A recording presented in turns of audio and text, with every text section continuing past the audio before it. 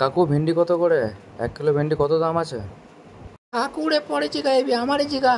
আমার দাম 1 কিলো 70 টাকা। তোর টাকা আছে? 100 টাকা নিয়ে ফুটনি মারতে এসছস? চল বেরো এখান থেকে। এই ভাই আমাকে নিয়ে চ। আমি মাত্র 20 টাকা করে কিলো দাম আছে আমার। নিয়ে চ 1 কিলো, কোনো অসুবিধা নেই, 2-3 দিন খাওয়া হয়ে যাবে তোর। আমি তো আছি, তুই চিন্তা কিসের? ঠিক আছে কাকু, 1 কিলো পটল প্যাক করে দাও তো আমার জন্য।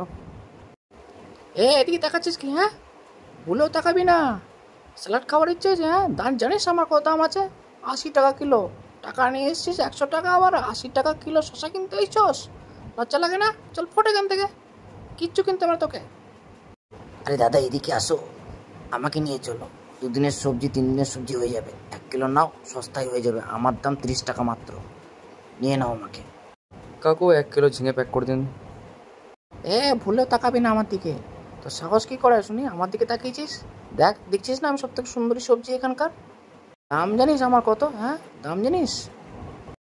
80 টাকা কিলো দাম আছে। ক টাকা নিয়ে এসেছিস পকেটে? হ্যাঁ, টাকা নিয়ে তো কি হয়েছে, 250 গ্রাম দিন তো কাকু, দেখছি আর কত ফুটানি, আমিও কিনতে পারি।